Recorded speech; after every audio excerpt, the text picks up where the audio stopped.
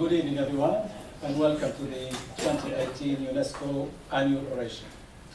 Let me start by acknowledging that we are meeting on the land of the Wurundjeri people of the Kulin Nations and pay our respect to the elders past and present.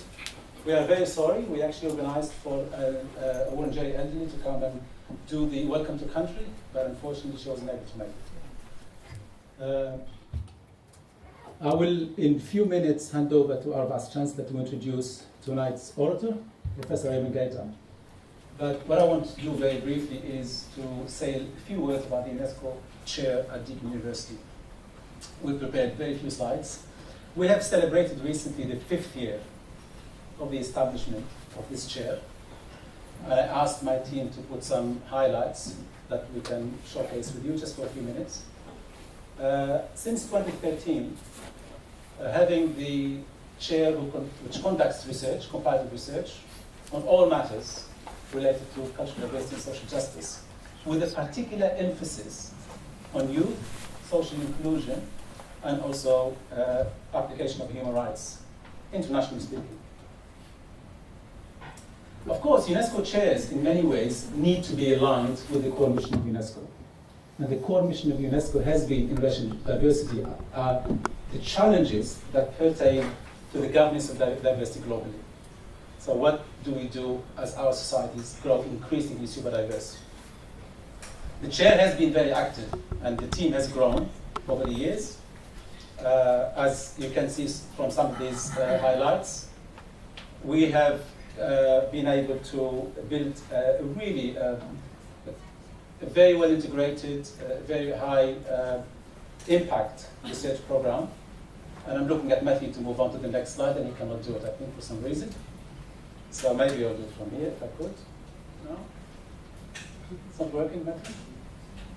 We always have these technical glitches. I'm so sorry about this. No matter what we do, we always seem to have problems. But let's see. Here's the. Oh, thank you very much. He knows what he's doing. He's definitely the expert. I'm not the expert here. Definitely the expert. So a number of really interconnected projects that have been done over the years, focusing, the most recent ones are on the top, on new approaches to looking at transcultural belonging within migrant youth globally. That's a project that will be conducted comparatively internationally. There's a lot of work that's been done in Islam and Muslim diaspora, including issues of spirituality and faith practices. Intercultural understanding is very, very big in UNESCO, in particular the way it is pursued through education, but also through local governance. But in general, looking at new ways of networking and building solidarity between different groups in society. Currently, we're very excited that Deakin, the chair of Deakin University, has been tasked by UNESCO to initiate and lead the conceptual work for setting up an intercultural dialogue index, a global intercultural dialogue index, which I will be reporting on to UNESCO this next coming weeks. And that index really mirrors what happens in the Peace Index and some other indices that have been developed. Of course, we also partner with non-IRC, and I've just listed there for you a number of projects that, again, there's an interconnected theme there in relation to global citizenship, youth and multiple disadvantage, new research that we are embarking on with the UNESCO Chair. We work on developing a lot of empirical databases and evidences for policy making, even in the arts, among other things. And we work with a number of partners. Some of them are here, Center for Multicultural Youth, I know Sureen is here, and others on really cutting-edge research dealing with lots of aspects of the challenge of living within diverse societies. Of course, Ray is delivering the 2018 UNESCO Chair Oration, but we've been very, very privileged since 2013 to have a number of extremely powerful voices that have come and spoken to us on this challenge from different perspectives. And we've listed there, starting from 2014 in particular, Professor Gillian Triggs, and in particular reflecting on some of the ethical challenges that she was facing in relation to human rights issues, in particular in the context of asylum seekers. We had Nobel laureate Rigobert Menchú in 2015 reflecting on the struggle of Latin American indigenous communities, seeking, of course, emancipation and seeking empowerment. In 2016, we had a very different UNESCO oration with Arno Zabel, and really using narratives to talk about issues to do with activism and human rights. And of course, last year we had Dr. Timsat Pumasan, the former race discrimination commissioner.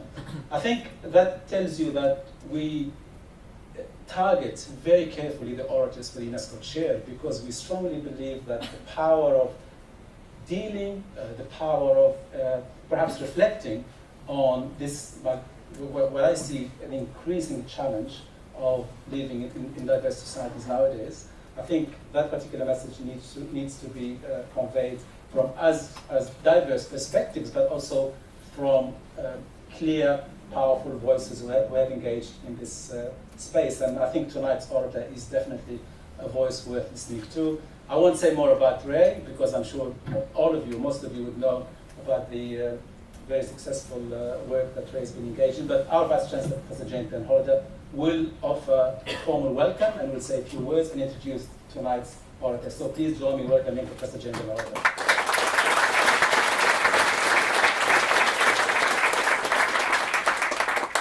Thanks very much, Freddie, and I'll begin by acknowledging the Wurundjeri as the owners of this land on which we're meeting, and I pay my respects to elders past, present and emerging, and I particularly welcome any Aboriginal Torres Strait Islander who's with us in this event this evening.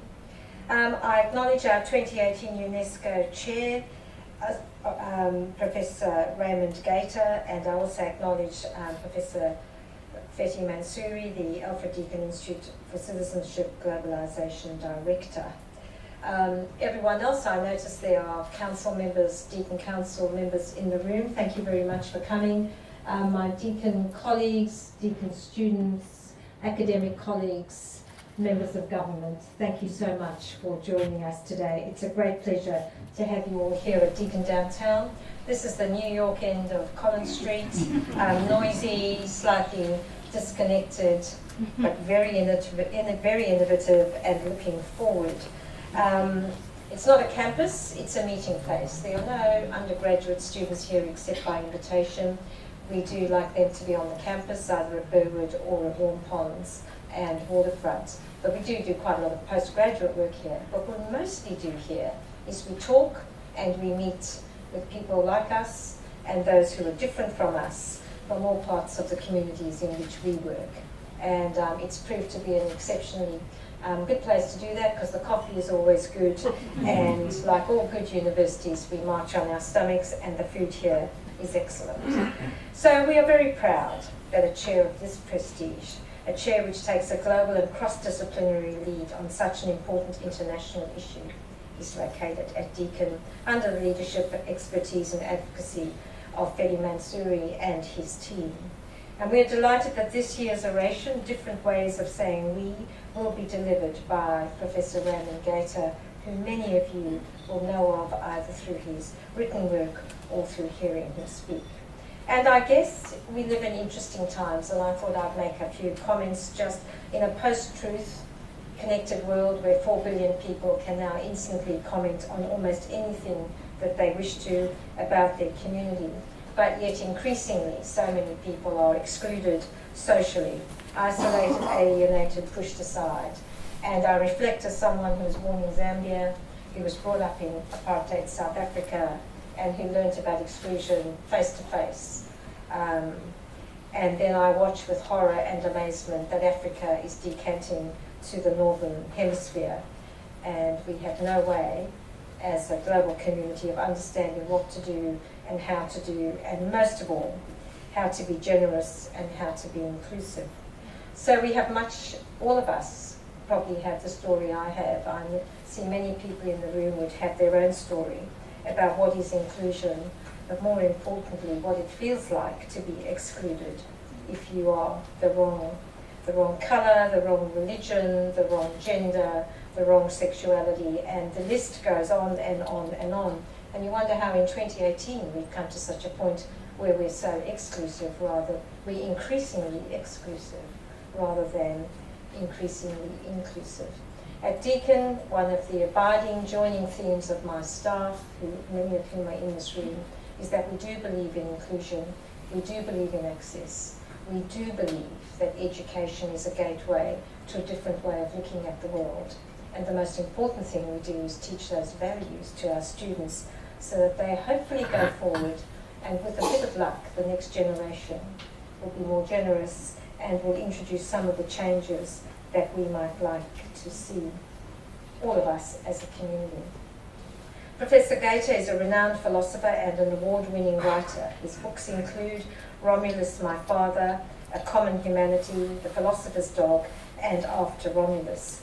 In 2009, the University of Antwerp awarded him an honorary doctorate, and I quote, for his exceptional contribution to contemporary moral philosophy and for his singular contribution to the role of the intellectual in today's academic world.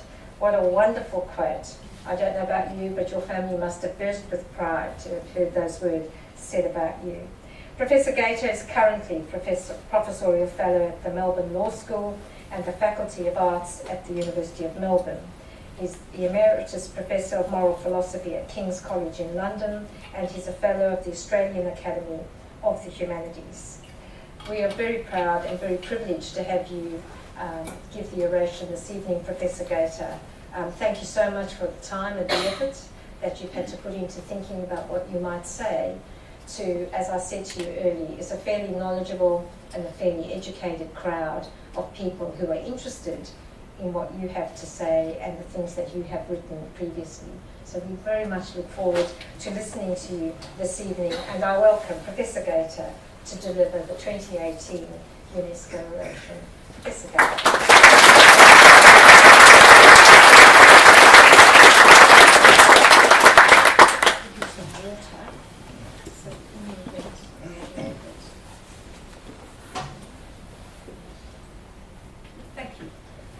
Well, thank you. There's a microphone here, I see. Yeah, there is the microphone.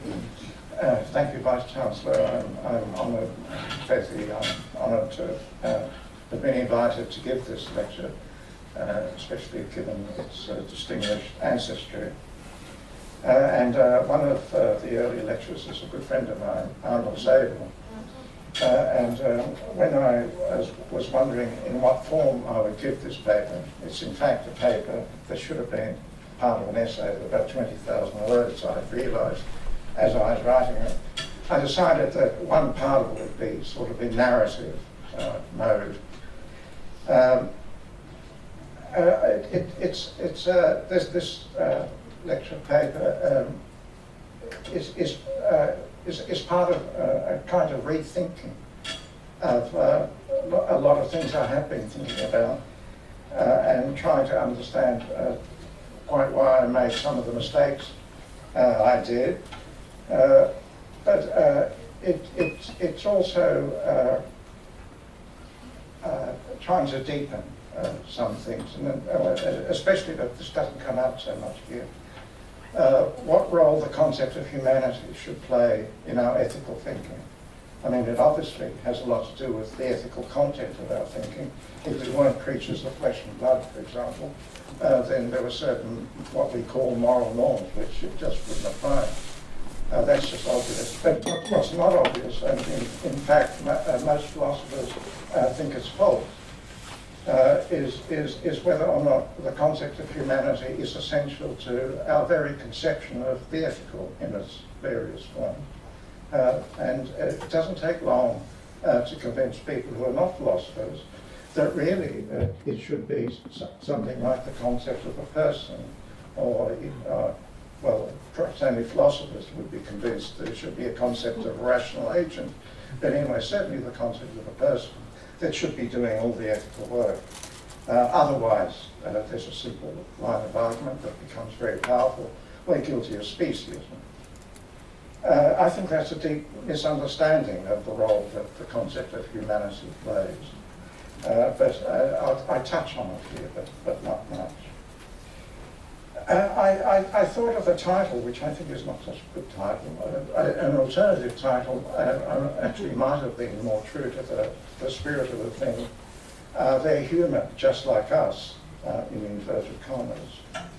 But the reason I gave the title I did is because I started thinking after I saw a video called Australia, which is a sort of history of Australia, and there's a voiceover by Richard Roxburgh, and it starts off with Richard saying something like, "We Australians go back at least 40,000 years." And I thought it's very hard to capture fully the complexity of that hopeless thing to say.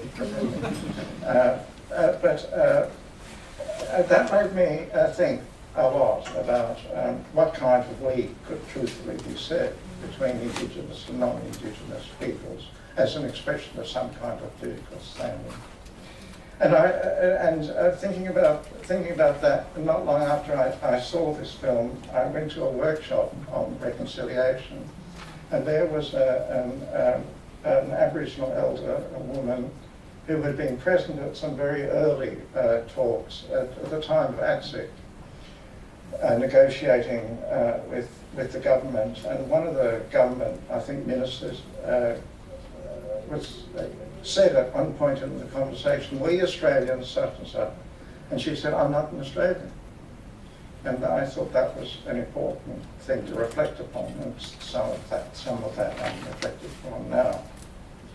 I'm also thinking about how to characterize two very important shifts,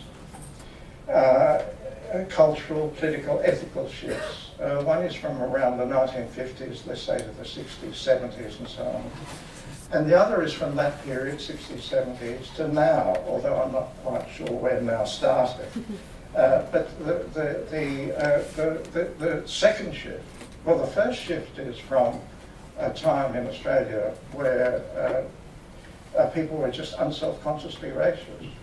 And when I think of myself, for example, I've quoted this before, I think about the way in which when I read Tarzan comics and watched Tarzan films, it never occurred to me to notice or be wary or suspicious of, certainly not offended by, the contempt shown for black Africans in those films. And nobody was any different. But that changed, obviously, in the 1960s and 70s, where as I put, the discovery by many of the Western intelligentsia of a kind of moral or spiritual depth in the practices of people who had been previously thought of to be, as it were, the superstitions of scientifically backward savages.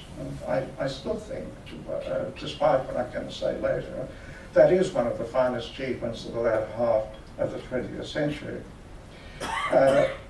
But the discovery was not, as often people think, that the sort of empirically based stereotypes about black people were shown to be false. I don't think it had anything to do with that. But it was rather the discovery that the cultures of indigenous peoples can possess, as the great anthropologist Stannard put it, all the beauty, song, mime, dance and art of which human beings are capable. And that amounted to a new capacity to see in black cultures, generally, not just indigenous cultures in Australia, an ever-deepening responsiveness to the defining facts of the human condition. That's our mortality, our sexuality, our vulnerability to misfortune, and therefore to see them as cultures from which we could learn. And as I say, in a culture that was raised on the kind of entertainment that I saw in the 50s, that was a revolutionary change in sensibility. And it's hardly surprising that it sometimes declined into romantic muddle.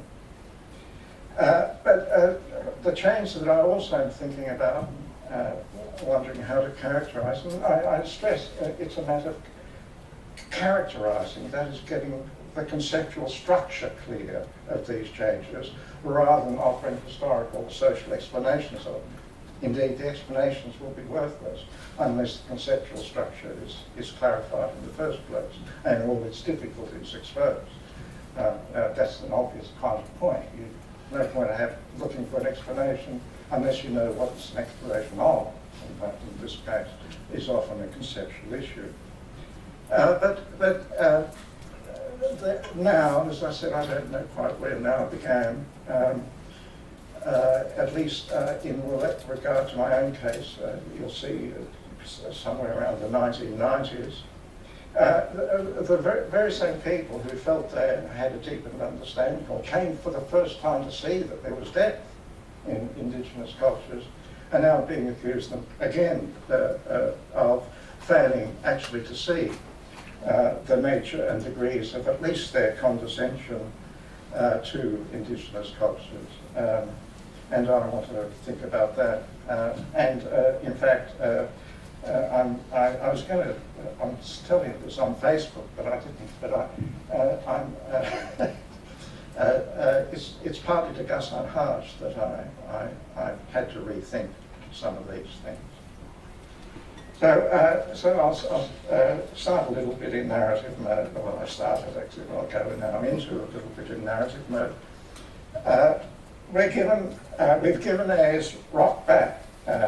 Someone once told me on the telephone, and I remember those words very clearly because at the time I was in England and had this person, a friend of mine, it was a time before anybody felt that they should call it Uluru instead of Israel. If he'd said it to an English person, the meaning of that we would have been quite different. Addressed to me, the we wasn't so much a classification that included or excluded me, it was an invitation to be part of a community whose identity was partly formed by its relation to Australia and its past, and by its preparedness to accept responsibilities for what had been done to the indigenous peoples. At that time, before we'd read Bringing Them Home, the taking was the taking of their lands and the desecration of their sacred places. And I asked him, what does giving it back mean? He couldn't say. In fact, nobody I then asked could, but nobody was really interested. Everybody that I spoke to was heartened by the generosity expressed in the gesture and enthusiastic in their hopes for a new era of reconciliation, as it came to be called. The enthusiasm was justified as much as the enthusiasm for multiculturalism. I said I'd talk about multiculturalism, but I'm not going to, so I'm sorry. As much as the enthusiasm for multiculturalism and SBS at the time, even though few people were then, or are now indeed, agreed about what multiculturalism means, and that is what meaning it should give to the idea of a national identity to someone saying, I'm an Australian. And in vital politics, especially in the culture wars being what it is in Australia, both the enthusiasm and the vagueness were and continue to be irritants to the right. That's the right of politics. When Indigenous peoples are still only partially visible to the moral faculties of many Australians, even to many who are committed to reconciliation. Discussion over Australia Day, the deep incomprehension by some that as it stands, its celebration of it is not only deeply hurtful to Indigenous peoples, but expresses a deep failure of understanding of what it means that we dispossess them of their lands, that they never ceded sovereignty, and that ethically, in many respects, even if not according to international law, what they called Invasion Day was the beginning of an occupation that has not yet ended. And in a different way, but in its own way rather depressing, the rejection of the Uluru Statement from the heart, or perhaps not so much the rejection of it, but the spirit in which it was rejected, or the tone in which it was just so dismissive, that it made even Noel Pearson, who placed great hopes in what could be gained for Indigenous politics by engaging the two-party system, made even him say that he had been betrayed. And in fact, when I read that about him, when he said I'd been betrayed, it reminded me of the time when much earlier, I think this was in the 90s, he was moved to call members of the coalition racist scum. There was much tut-tutting about that, but the tone of that too is mind your place, don't raise it up yourself, and so on. I mentioned the coalition, but you probably have heard that the Labour Party has decided they would place the issue of the Republic over the issue of Indigenous recognition, which reminds me, when I read that, of the Labour Party some years ago saying that though gay marriage was a very important thing, it wasn't important enough to divide the party. So we put that off for some.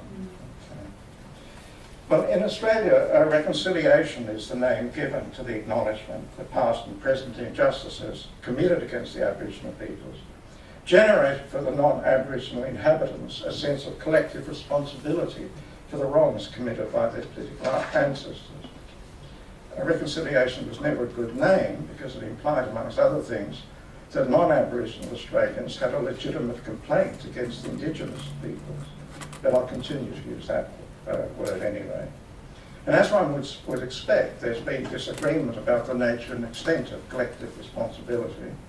Generally, however, those who welcomed the diverse movements that came together under the head of reconciliation agreed that if contemporary Australians could speak intelligibly, that is, if it made sense to speak, if it wasn't deep confusion to speak, of what we did when we pioneered the land or fought it collectively, though a lot of the people who would say that weren't even born at the time, if it makes sense to say that, then appealing to that same sense of collective agency, they could speak as Paul Keating did at Brentford of what we did when we dispossessed the Aboriginal peoples of their land, took their children from their mothers, and so on.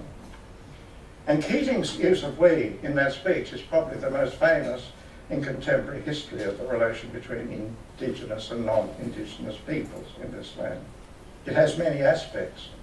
We took the traditional lands, committed the murders, took the children, he said, acknowledging the wrongs done to the Indigenous peoples and implying that we could not respond to their misery, I mean their material misery, as though they might have been, or that misery might have been, the result of a natural catastrophe, but must instead respond acknowledging that their sense that they were wronged is inseparable from the character of their misery. The collective responsibility expressed in Keating's we is not collective guilt. I believe it's right to say, as John Howard did at the time, that one should feel guilty only for what one has done or in circumstances for what one failed to do. But neither is it mere regret. Regret is simply the wish, sometimes the pained wish, that something had not happened. Compassionate Americans, Germans, Danes, Norwegians, South Africans, for example, could feel it about the crimes against the Indigenous peoples. The saintly ones amongst them might feel profound sorrow. Clearly, though, they cannot be asked to rise to the responsibilities implicit in Paul Keating's we. And in the cases where we have actually done wrong, rather than being caught up to it, as we were in the case of the genocide against the Aborigines, for example. In the case of where we have actually done wrong, the response is not regret, but remorse. Normally someone who's done a terrible wrong says he regrets it or she regrets it, and declines to be remorseful. She just must mean, God, I've been found out or I've been caught out or whatever. That's what you can regret. I have to say I'm quite astonished by the kind of conceptual illiteracy in public discussion about these elementary things. Like if you feel shame, if you feel proud, you can feel shame. You know? Regret isn't remorse. Saying sorry if you're ambiguous between regret and shame and so on. So shame rather than guilt is the form that collective responsibility takes, I think, in the case of Keating, in responding to Keating's we. And I've elaborated on the relevance of that distinction to a sense of collective responsibility many times elsewhere, so I won't do it here, except to say that shame for what one's country has done, if one feels it, depends on a relation to it that is different from, and in many respects deeper than citizenship. oversimplifying somewhat, call it requires an identity-forming relationship to the country that makes Keating's we one of national fellowship, rather than one that merely enumerates membership of a class. And that identity-forming relationship takes time to develop and deepen, and is deeper than the respect or loyalty or obligation or even gratitude that a newly naturalised immigrant might feel, for it requires an attachment to country which, as its deepest, is a form of love, the love that we call love of country. Indeed, love is a standard in whose light other forms of attachment to country are judged. Jingoism, most obviously, is judged by love of country as a counterfeit form of genuine love of country. And nobody wants counterfeit coin or counterfeit anything, actually. But of course, if you've been taken in by what's counterfeit, you won't recognise it. The anthropologist Peter Sutton argued that reconciliation is best expressed between individuals rather than by the actions of national institutions. And there's truth in that, but also error. The work of those institutions will count for nothing, of course, unless there's also friendship and sometimes love between indigenous peoples and non-indigenous peoples, considered merely as individual human beings rather than as citizens. Only as an Australian, however, whose identity has to some extent been shaped by being Australian, by attachment to this country, can one feel ashamed of what was done by one's political ancestors. And only as an Australian, rather than say a Victorian, can one rightly feel ashamed of what was done in other parts of the country. But in whatever way one finally unpacks, morally and conceptually, all that's contained in Keating's we, its use implies that we can be called upon to be responsive to the moral character of what we've been caught up in, even though we had no causal part in it.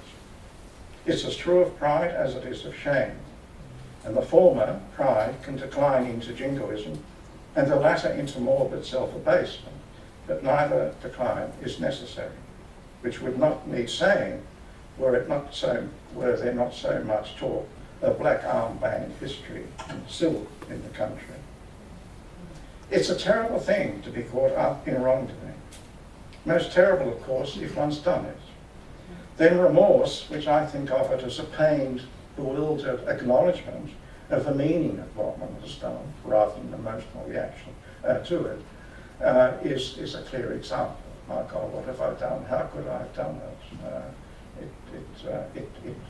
It's one of the ways in which we understand what it can mean to be a wrongdoer. And so I think of remorse as not, as it were, an appendage to an independent understanding of what it means to wrong someone, but as something intrinsic to that understanding. To say, I know what it means to have wronged this person, but why should I be remorseful, is a bit like saying, I love this person absolutely dearly, but if she were to die, well, what's that to me? It seems to me the same kind of incoherence.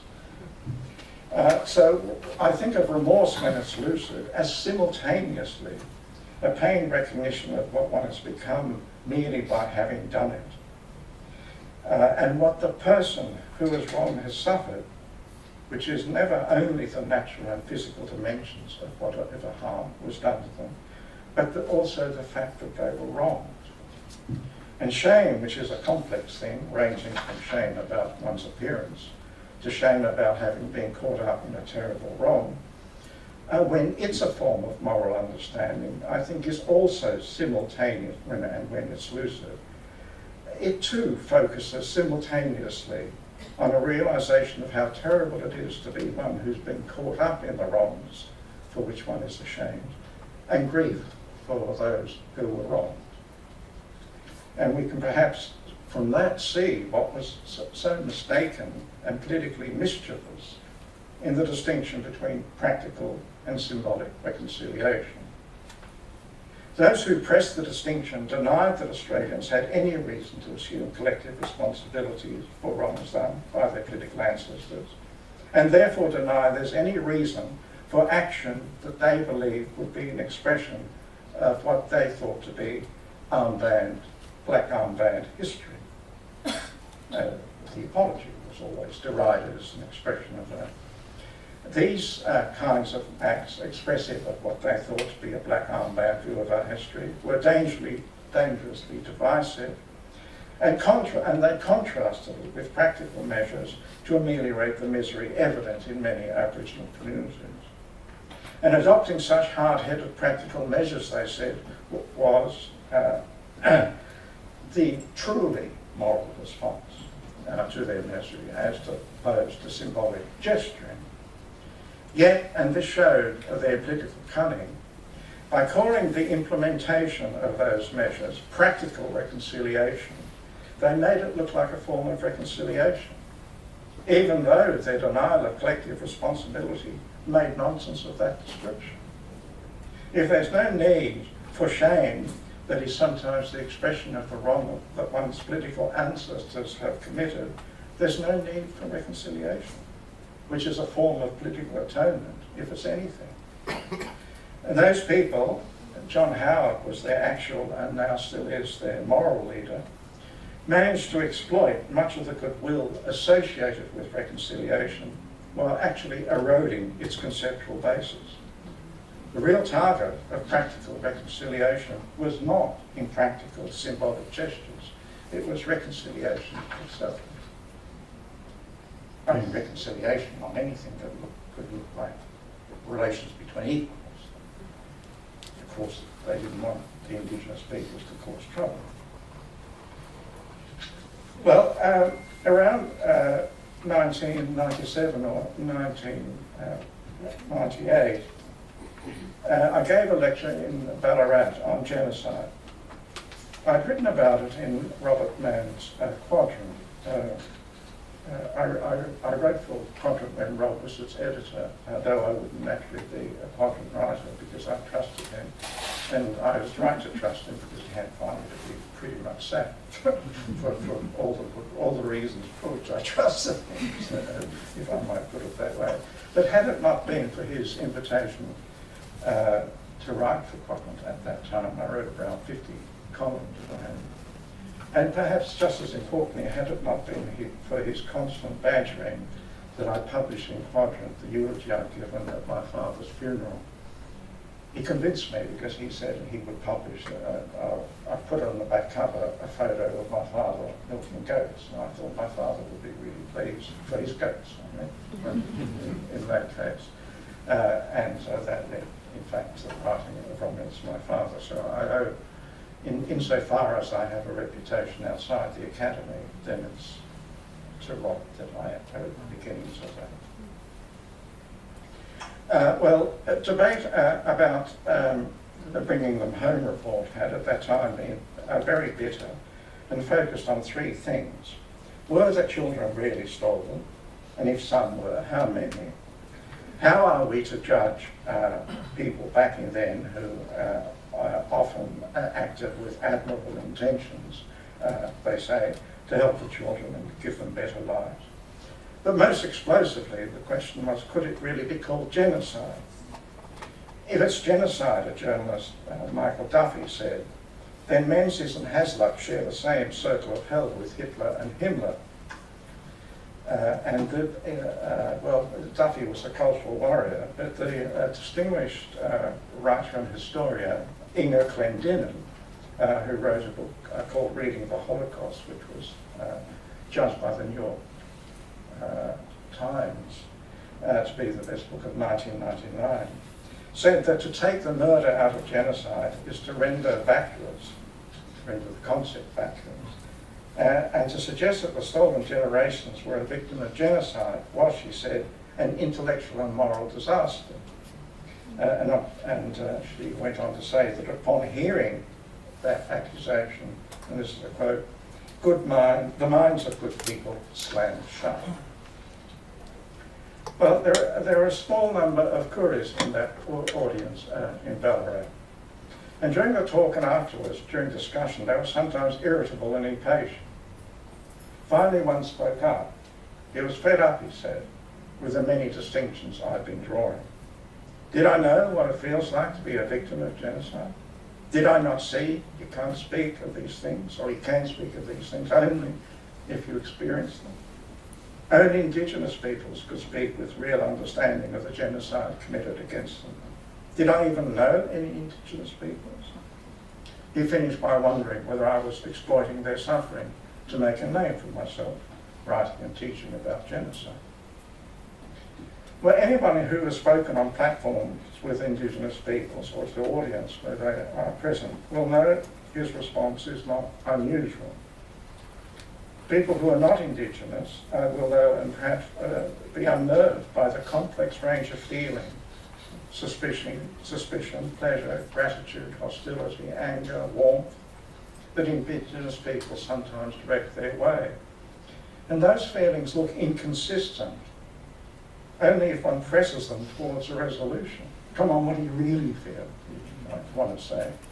But they're not inconsistent. There's no need to press for that resolution. In fact, those many conflicting responses appropriately mirror the situation of most Indigenous people in contemporary Australia. They're true to that condition rather than a sign of muddle. And in what now follows, I'll sketch my response as I recall it to have been to that query. I replied to him that I spoke as a citizen, one whose conscience had belatedly been awakened, who wrote on matters of public concern and who believed he had something to say on this matter.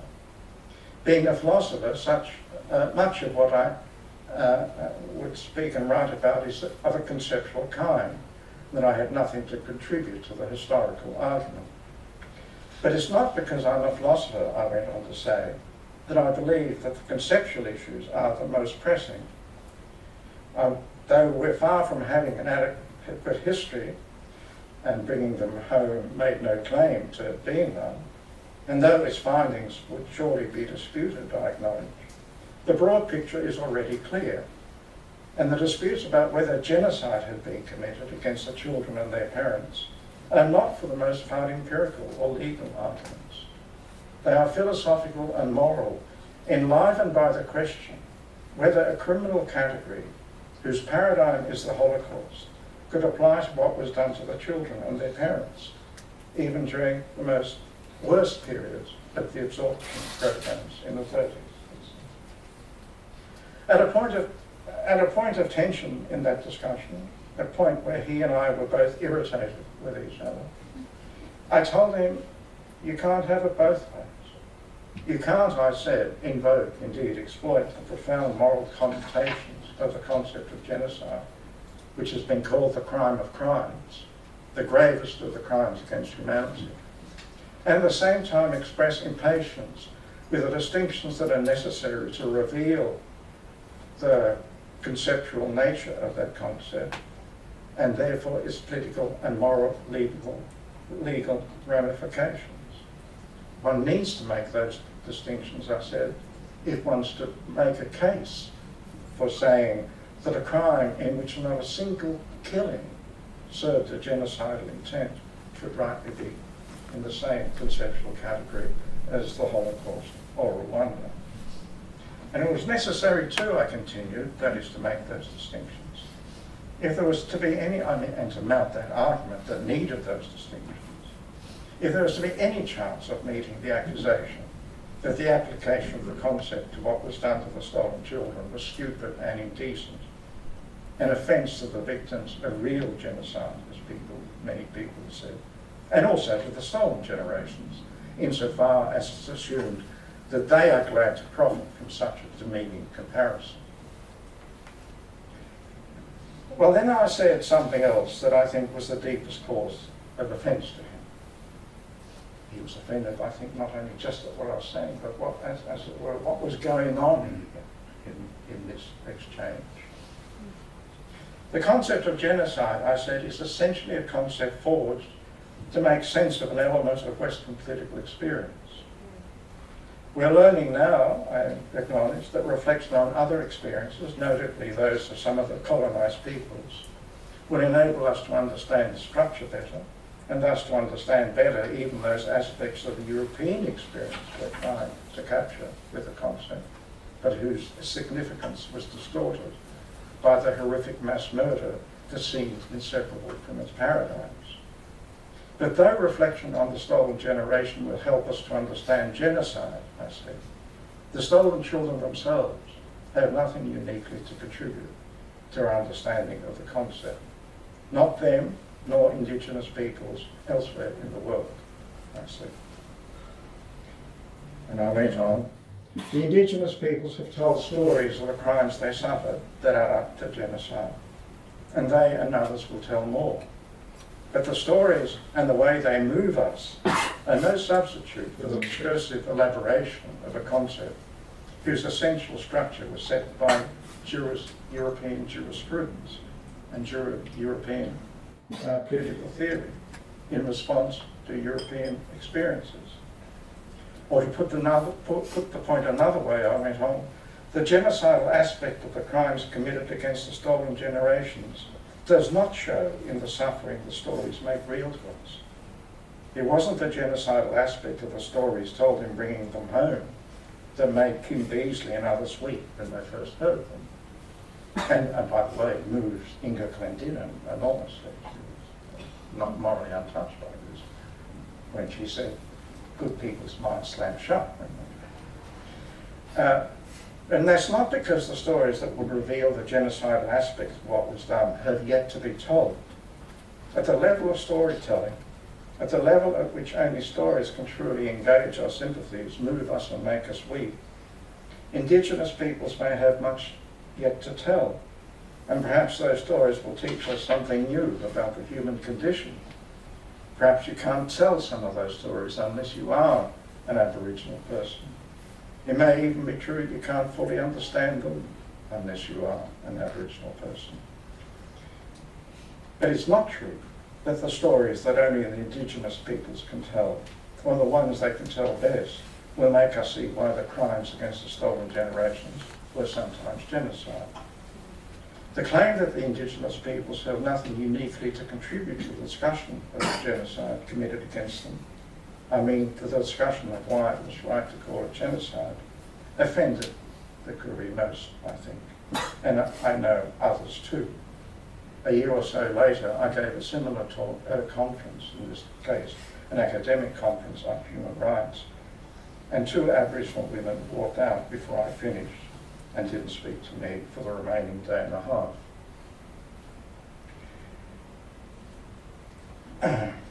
At the end of that conference, we were asked to say what we're going to go on to do, and one of the Aboriginal women, who was an academic, who walked out, said that she was going to go off to, I can't remember now, I think, let's say Amsterdam, anyway, to Europe, to a European university. And she said, defiantly and to some extent angrily, directing the point at me, and there, she said, I'm going to tell my stories. So, well, I think the reason for this, which I should have understood even then, is that she thought that what I said expressed a condescending and Eurocentric arrogance, not just in claiming that genocide was a concept of European origin, but also in appearing to disparage a culture which had been essentially non-discursive.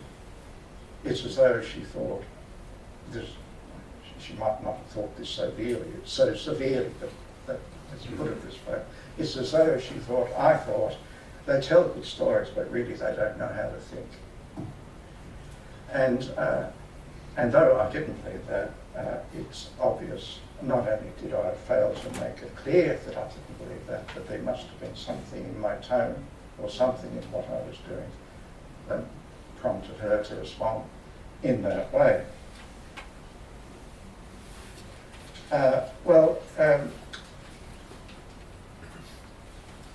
In fact, you might have seen my response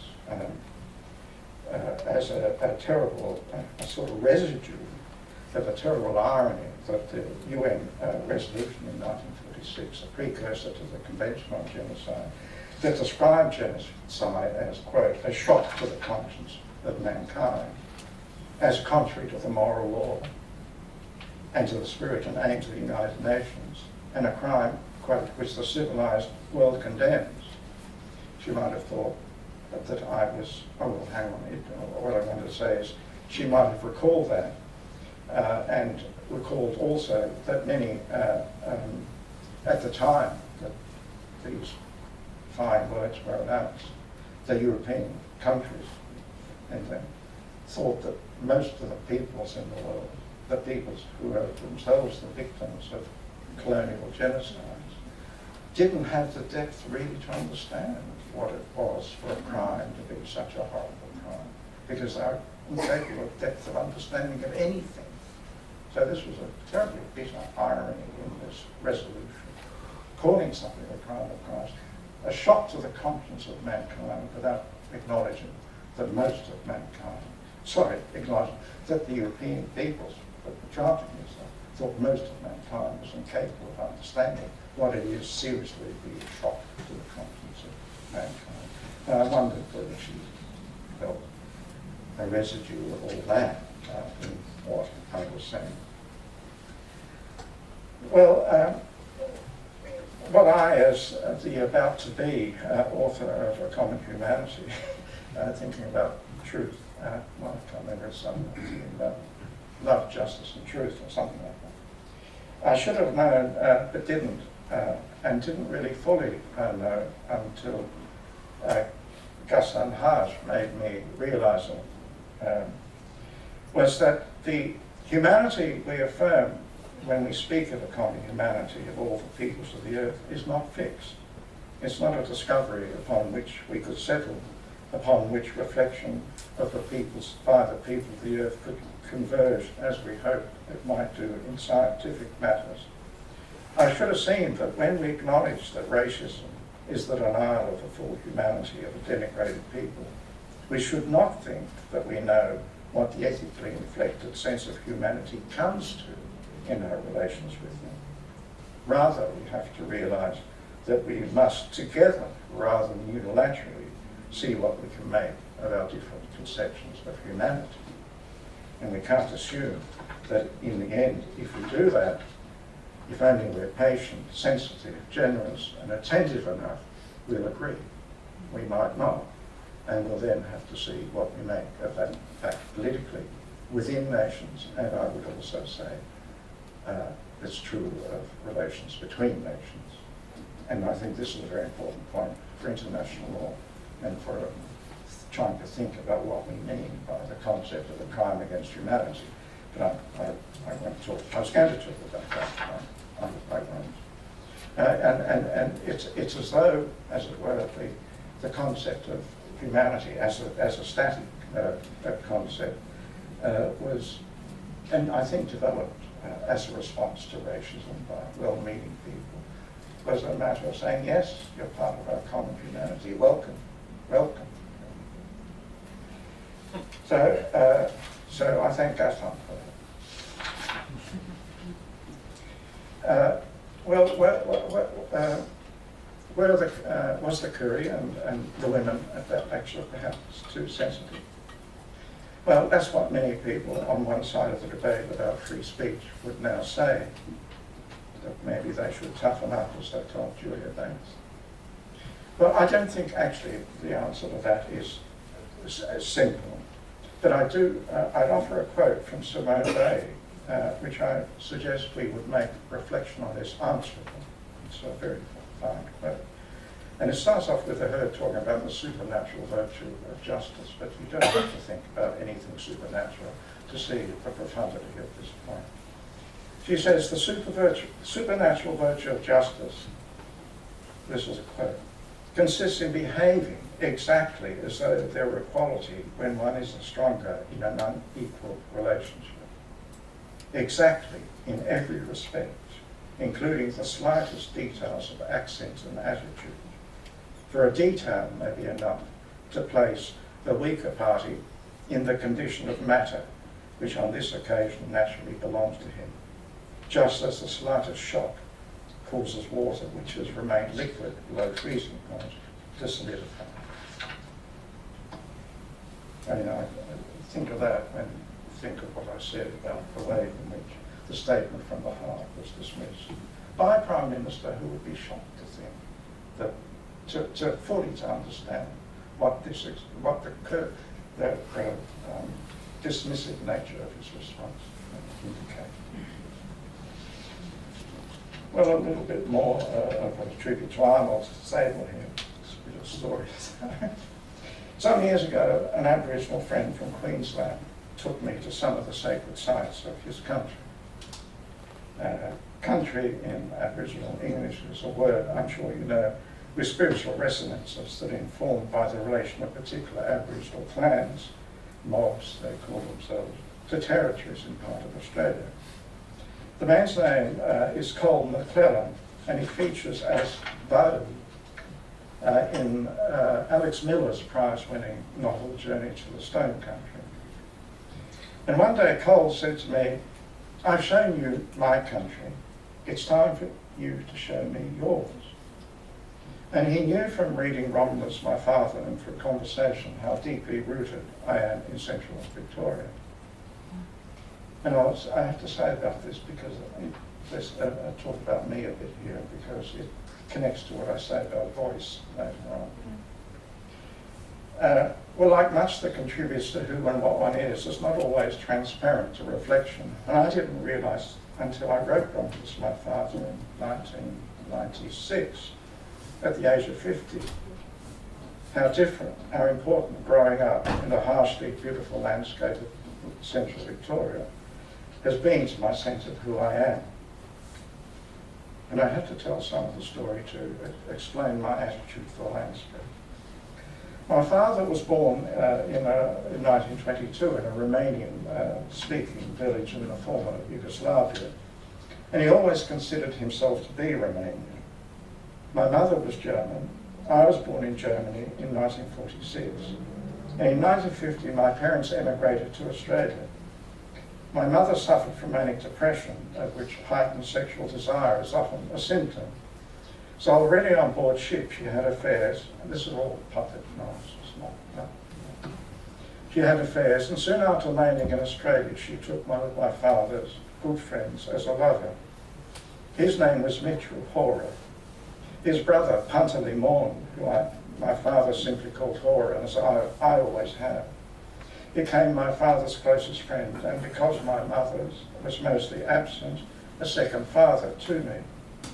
Mitchell killed himself in 1956 at the age of 27. 2 years later, on the eve of her 30th birthday, my mother also killed herself. A year and a half later, my father succumbed to madness, from which he never fully recovered. Until I was 16, I lived with my father, and sometimes Hora, in a derelict farmhouse in central Victoria. It was rebuilt with uncanny fidelity to detail for the film of Romulus, my father. When I was 11, I was awakened with a shock, as I put it in Romulus, by a sense of the beauty of nature. And the landscape, much denigrated by my father and his European friends, revealed itself to me as one of delicate beauty, as though, I say in the book, God had taken me to the back of his workshop and shown me something really special. Like most immigrants, my father found the countryside alien. I fell in love with it, but because I accepted and made my own my father's European fatalism, and because of the dramatic events of my childhood, the light and the colours of central Victoria became for me the light and the colours of tragedy.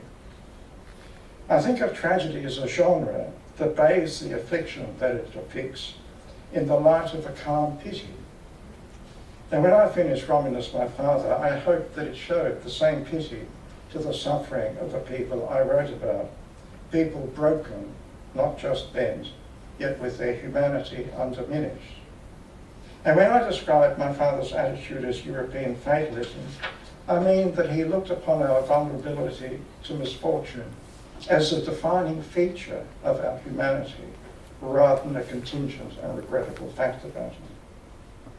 And in After Romulus, I've tried to explain how my sense of the landscape of central Victoria affected the entire mood and tone of Romulus, even perhaps the rhythm of its sentences. Commenting on my work, many people have remarked that they hear in it a distinctive voice.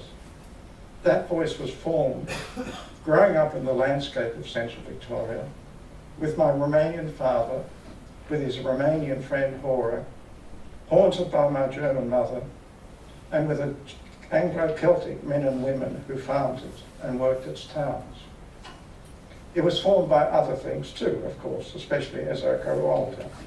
Most relevant to this talk is that I am, in many respects, a child of the West. I can't think of who I am without thinking of how I've been shaped by my love of much of what is called the Western cultural and intellectual tradition, by Socrates. I say of my father, actually, in the book, that, like Socrates, he preferred to suffer evil than to do it. By Socrates, by Plato, by Bach, Beethoven, Kierkegaard, Wittgenstein, Simone Weil, to mention only a few names.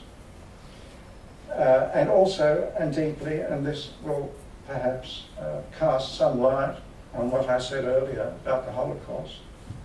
Before our returning from my post at King's College in London in 2011, my wife Yael and I spent every Christmas in Germany with my aunt and cousins. I love my aunt dearly, as though she were a second mother to me, in part, I think, because she looks and sounds like my mother, and in part because when she was only 14, she looked after me when my mother's manic depression, which first showed itself at 17, rendered her incapable of doing it. So I was born in Germany to a German mother for whom, as I put it in After Romulus, I still have an unassuageable longing. I have a German family that is dear to me. I have a Jewish wife and Jewish stepchildren. Yet hardly a day passes when I'm not at some level aware that in the lifetime of my parents and my aunt, most of the nations of Europe were glad to see the Jews exterminated like vermin, unfit to live on this earth. Centuries of Christian anti-Semitism made that possible. Because of some of the things that I've written, many people have claimed that I'm religious, indeed, at least a closet Christian. My constant denials have proved quite useless. But to become a Christian would feel to me like being like a betrayal of the Jewish part of my family. And that too now is part of my heritage. Part of shapes me very deeply. Well, Yael and I have a property of 147 acres, 159 hectares, only 8 kilometres from where I grew up. Cole was viscerally affected when he came to visit my country, as he put it, by the landscape and its boulders. When he saw a granite boulder over 10 metres high striking for the wave dominated a hill, I saw the awe in his face and his entire demeanour, a response to his sense of its spiritual significance to the Judge Warren people who had lived in the area before white settlement. I noted the tenderness with which he spoke of an undercut boulder which he believed was almost certainly a birthing cave. His visit made Yael and I painfully aware to a degree we had not been before, that ethically speaking we're of course not owners of that land from which the Aboriginal peoples have been dispossessed, but temporary custodians of it, their presence now uncannily haunting. But we were both also immeasurably grateful that Cole had no wish to withdraw his description of this part of Victoria as my country, with all the spiritual resonances he had intended that description to convey. After that day, Cole and I, this is now I might explain to you why I went into all that stuff about my growing up and all that. After that day, Cole and I spoke differently from one another, in voices determined by our histories and by our newly understood, in my case transformed, relations to land that we loved. It couldn't have been otherwise if we were to be faithful to our friendship and therefore truly answerable to one another. The nature of our conversation changed. Our friendship required it. I don't understand and perhaps never will his relation to his country. And perhaps, as Barry Hill says in a very fine book I recommend to you, called What's it called? It's a wonderful title too. I can't remember. Anyway, it's a wonderful book, recently published this. He said it may be the case that, anyway, he said it may be the case that indigenous and non-indigenous peoples will never fully understand one another. And it's obvious that we can't just assume that we will.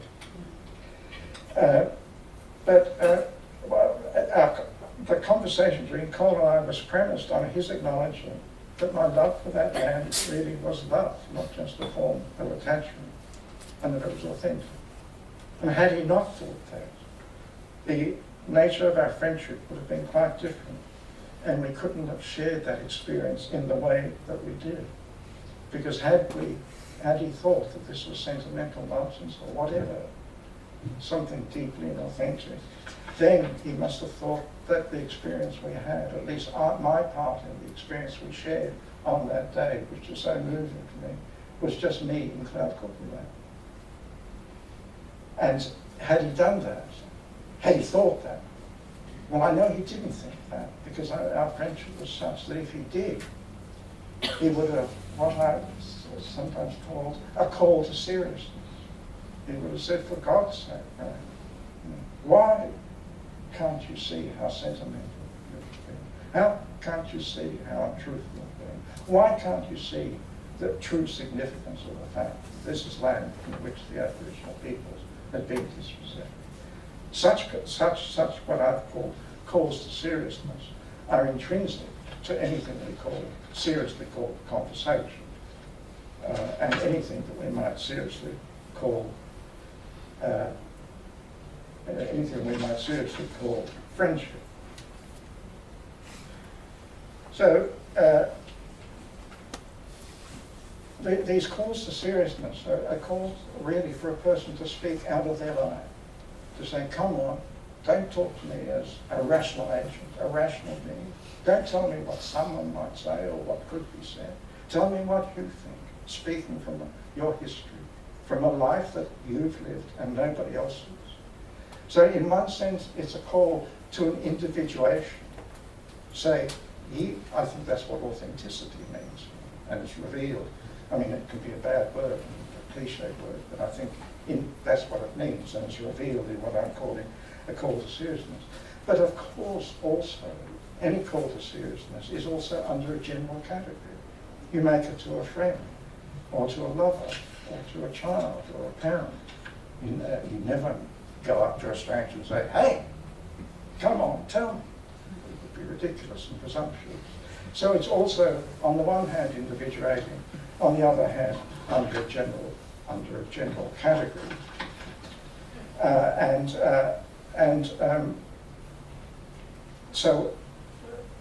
So in one, Isaac Bashevis Singer, a wonderful Yiddish writer, said every writer needs an address.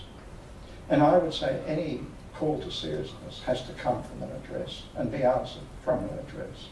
That is, from some individuated sense of your place in the world. And of course, one can change, one can have more than one address, and one can change one's address. But it's important to note the significance of the fact, for example, though I'm not talking only about writers, but it is important to notice the significance of the fact that when writers are exiled, for example, they often lose their voice, especially poets. So in describing the changes in my beliefs, as I've been doing tonight, I don't want to imply that I've actually shifted my address to continue the metaphor. I've renovated quite extensively, but the place is still recognisable as the old place, even though one or two structural walls are missing. But I think it's uncontroversial that Australia's Aboriginal peoples think differently about what it means to be human than do non-Aboriginal Australians. And the difference can be described most generally as lying in their attitude to the natural world and their place in it. And though that's vague, it's enough to sustain the point that the difference has inevitably shown itself politically in disputes about court rulings, land title, and in many sometimes angry arguments about what truly counts as reconciliation, and so on. Understanding, it follows from that understanding the wrongs committed against indigenous peoples of this country depends on an ethical understanding of what they suffered. I mean, that's just obvious. But understanding of that can never be too distant from their stories and other forms of art that express their suffering. And if that's so, it's obvious that, for the most part, Aboriginal and non-Aboriginal peoples of Australia do not have a shared understanding of that suffering, and therefore of how it should inform the ethical characterizations of the crimes committed against them. Ethical characterizations that make those crimes what they are, I mean legally what they are. Given their ethically different conceptions of what it is to be human, how, for example, should Aboriginal peoples understand the idea of a crime against humanity, if the concept of humanity plays any serious role in the ethical characterization of such crimes? The developments of such understanding, one that is truly shared, that truly represents an understanding common to the Aboriginal and non-Aboriginal members of this nation, would be unnerving, radical in the sense of going to the roots, and almost certainly novel for the classic traditions of Western political thought. And the first step towards it would be to acknowledge that because the Aboriginal peoples were conquered by force, to which they have never consented, in treaties for example, they are under occupation, not as I said before, defined in international law, but morally nonetheless. Martin Buber, the Jewish philosopher, said that the basic difference between monologue and fully valid conversation is the otherness, or more comparably, the moment of surprise. His point was not merely that we must be open to hearing surprising things from people. His point was that we must be open to being surprised at the many ways we may justly and humanly relate to one another in a spirit of truthful dialogue. It's in conversation, rather than in advance of it, that we discover, never alone but always together, what it means really to listen and what tone may properly be taken. It's in conversation, in fact, that we discover the many things conversation can be. No one can say what would happen when, through such conversations, we understood better how Aboriginal peoples experienced the crimes committed against them, and therefore how that understanding should inform the ways that Aboriginal and non-Aboriginal peoples will be able to say we, truthfully and justly, in political fellowship. It might not be we Australians, to go back to the woman, Aboriginal elder at that workshop. We might have to change the name of the country. Is that likely to happen? I don't think so. But justice requires us to be open to that possibility.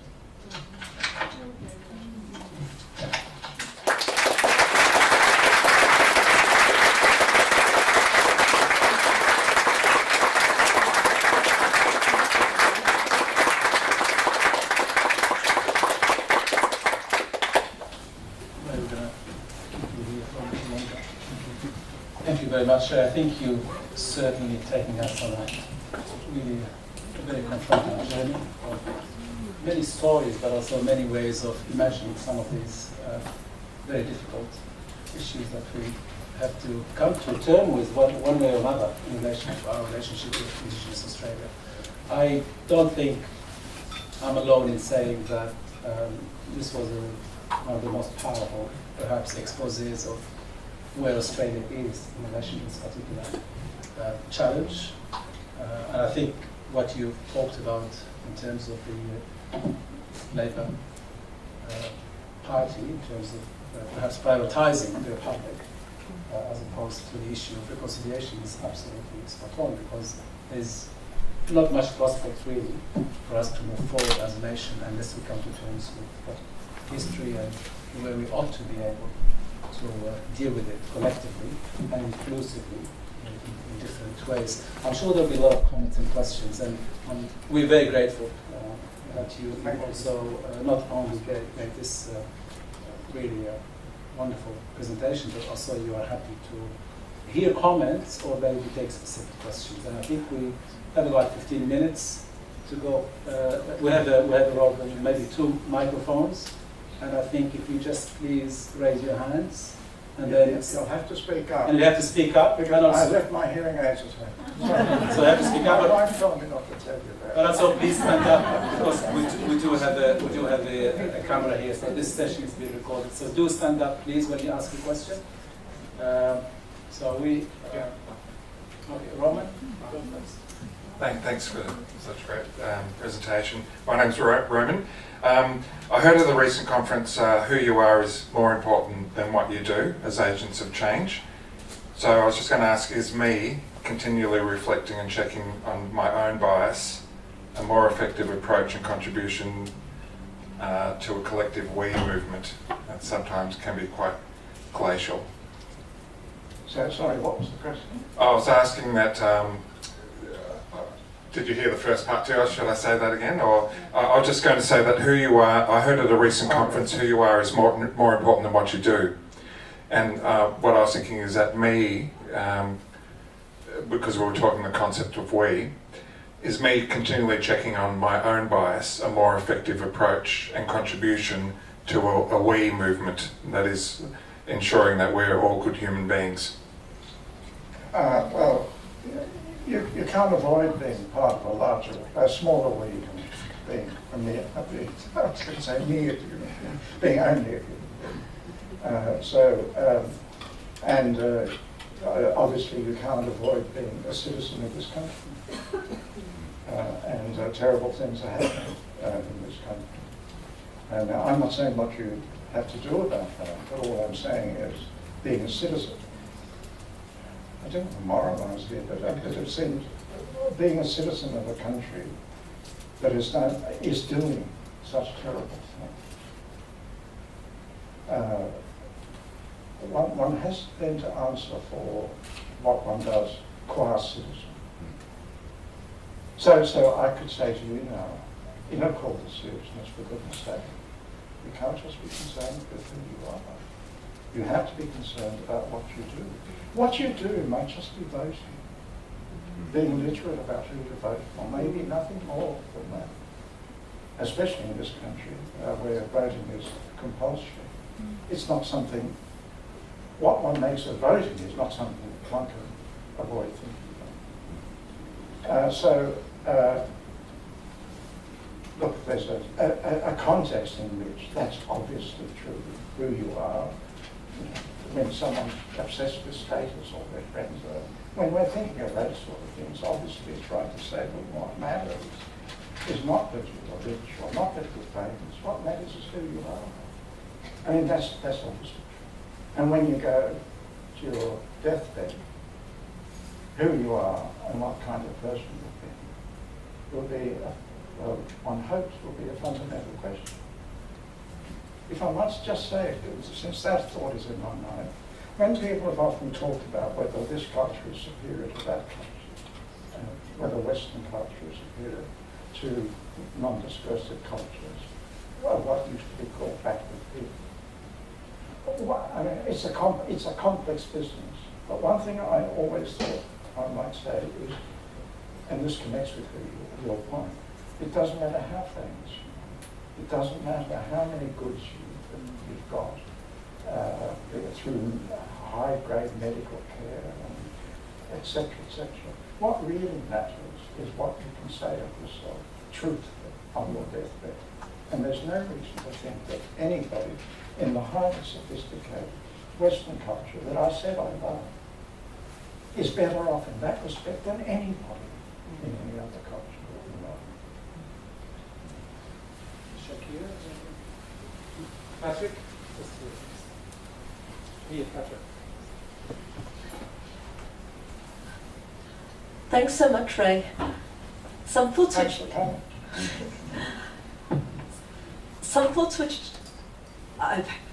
you've heard some of them from me before, and I'm not actually that much further along with them than I was a few months ago. But yeah, thinking about your talk about we and the collective we, and reflecting again on how beneficiaries of settler colonialism, on the one hand, yes, we non-indigenous people living in this on Aboriginal land are part of that we, but we're differentially situated, and it's always been uneasy for people who are themselves racialised minorities and who primarily see ourselves as like victims of white racism, not as beneficiaries of colonialism. And I think it's particularly difficult for people whose circumstances of migration or their parents' migration was a result of dispossession and, you know, settler colonialism, invasion, sometimes genocide elsewhere. And as I said, I think it's one of the things I'm finding most exciting in the conversation at the moment is some of the initiatives that are being undertaken by some young second-generation Muslims to have these conversations with Aboriginal Australians that are bypassing this white we, but still acknowledging their own position as settler colonialists. So, just about how there is a collective we as settler colonialists, but then a plural we too. And is it possible for this plural we, these different we's, to come to have multiple conversations about issues like treaties, about issues like sovereignty, rather than always doing this sort of white-mediated and white-led conversation, shall we say. So multiple conversations within this collective we. I want to say, well, yes, there can be, but it's very complex because most people of colour in Australia, or anyway, who've been here for a while,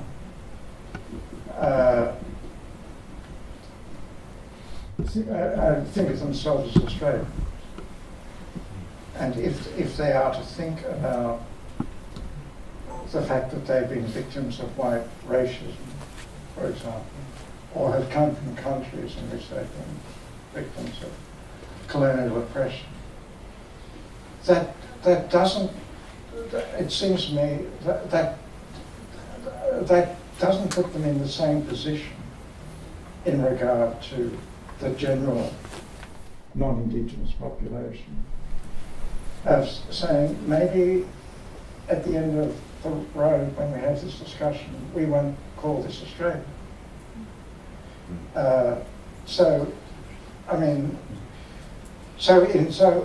What's really important is that whether you come from Norway or whether you come from Pakistan, you're part of a multicultural community. Yeah, of course, you'd never think of the indigenous peoples as being one multicultural group among others. I mean, one of the terrible things about the indigenous peoples of this country is that they have no power worth speaking of. I mean, by power, I mean nothing that could force anybody to a treaty. Not even the power of lobby groups. Indeed, this is in a way my point. There can be Muslim lobby groups, Jewish lobby groups, Greek lobby groups, Italian. But to suggest to the indigenous people, why don't you form a lobby group and try to get treaty done or whatever, would be an insult to them, because it wouldn't recognise the radical difference between them and other members of a multicultural community. And I agree that within that multicultural community, there's going to be a difference between people who've been only the victims of a kind of mild xenophobia, as, for example, my parents were, a mild condescension, and people who come and then become the victims not of xenophobia but of racism. I know when Romulus, my father, I often used to get letters from students saying, you know, Romulus, my father, showed up the deep racism in Australia. I said it had nothing to do with racism. We suffered mild xenophobia. It was the Asians. I mean, obviously the indigenous peoples, but of immigrants, it was the Asians who were suffering racism, which is a completely different thing. We have time for one final question. It's you. Just very briefly. Professor Gaita, thank you very much for the oration. My name is Helen. I just wanted to problematise the idea of we a little further and a little differently to Dr. Hussein's excellent question. Very nice. When you were talking about Keating and, you know, the Redfern address, like it's a, you know, credit to Don Watson and what have you, it was very well delivered. And you touched on this a little bit because you were talking about, and we'll agree just to use the term reconciliation. You talked about reconciliation as something that might be a more, you know, intimate act that can occur between people. But what confused me a little, or what I want clarification on, is you're talking about Keating and his use of we, and then, you know, if we compare this to Rudd and his quasi-apology, while, you know, he was still supporting the Northern Territory intervention in 2008, I mean, essentially ensuring that children would still be stolen. They both use the term we in acknowledging crimes that had occurred, Keating more broadly. But the we that was being used in both those cases, I don't know if it can be meaningfully compared to my we as the child of settler colonials, because I'm not of the political class, you know, I'm not of the policy class, I'm not of the ruling class. So is the we that is used, notably at Redfern, anything like my we, given that I am not, you know, empowered as Keating was and Rudd was to undo the mistakes, which they didn't at all. Well, what's your we? My we, confidentially, is probably the workers' struggle, the ruling class, and then the rest of us, the 99.9%, if you like. And I mean, the other thing that occurred to me as well was the idea of nationhood. As you probably know, I mean, this is not something that is part of a younger person's identity so notably as it would be for somebody my age. You know, nationhood might occur, you know, second or third on a list of who am I. So, but I was just wondering, like, I mean, you know, and you did refer to this because you said, well, you know, you can consider, when you were asking, I think it was answering Rowan's question, you know, I mean, and he was saying, well, is who I am more important than what I do? And you said, well, you know, what you do is important because you can vote. Well, I mean, there is no party for which one can vote that is not, you know, a racist party. But I am not, you know, the Liberal Democratic state system in Australia. So I was just wondering if you could elaborate on that, because I'll just keep going on and on and on if I don't stop. Well, I can't, except for cases of the kind the Shakira has been. I don't see that the differences between you and someone who's completely poverty-stricken and then someone like Rudd makes a difference to what I might call the grammar of Keating's we. You can argue, I mean, it's always an invitation that way. I mean, that's what's the big difference between a classification. If you're an Australian citizen, you can say, well, you're an Australian citizen, whatever you like, you can stop being it, but that's a classification to which you belong. But the we of agency, we took the children, we did the murders, is one from which one can say, not me, mate. But of course, if you say not me, meaning I wasn't even alive then, then you just misunderstand the nature of the we. But I don't see why it should be answered differently by people with radically different persuasions, unless, of course, being part wishing for a revolution would itself be a disengagement from the conditions of a national we. But typically it isn't. Love of country is completely consistent. I mean, the German resistance were the true lovers of Germany, and they fought against the government. They took up arms against the government. And one of the things that's so scary about modern universities is that it seems students can't entertain the idea of revolutionary action without being accused of, well, probably they're being accused of being terrorists now and sent to jail. But all I'm saying is typically wishing for a revolution which would so radically change things that the country in some ways would be unrecognisable is still consistent with accepting that collective responsibility that's implicit in Keating's way, and consistent with love of country. And as for younger people, I'm not so convinced. I'm really a bit worried about the way in which a large number of young people seem given to jingoism of a kind that's expressed in their cheerfulness at Anzac Code and things like that. It seems to me, partly because they never actually thought of much of the distinction between genuine love of country and jingoism, because they're so vulnerable to jingoism. And that frightens me a lot. I think we could go on and on, but we have to stop.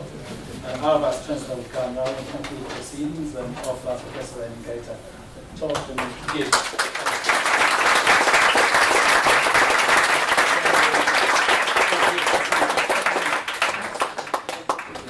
I'm absolutely speechless. It's very rare, those of you who know me well, that I'm speechless and to where I come from. You know, I don't have a place. I was born in Zambia, and the first time I realised there was a big difference in my relation to Africa was the first job I got in the UK, and it was in Cardiff. And I walked in, and they said, "Oh, you're not black." And I was quite taken aback because, of course, they asked, I had to say where I was born, and I said Zambia.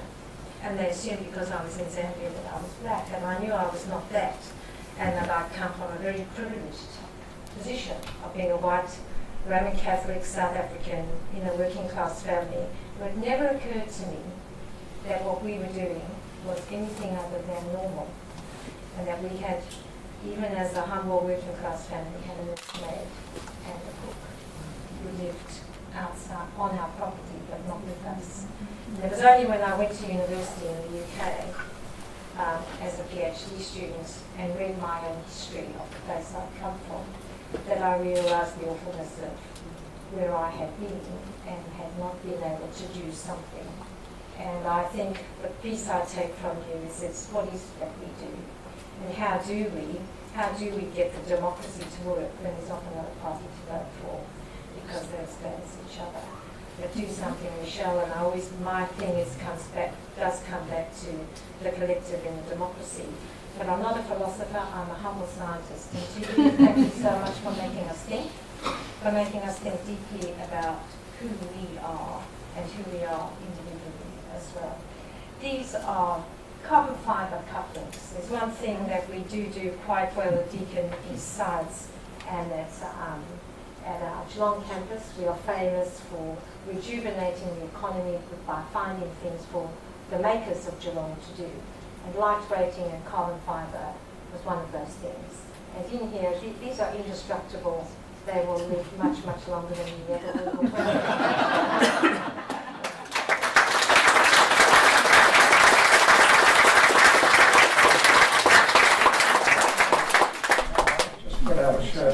For me to wear my stepdaughter's wedding soon, and I noticed it has come. Thank you all very much. much for coming. I think that's probably going to go down as one of the great orations, and you will all in the future be pleased that you were here. Thank you very much for coming.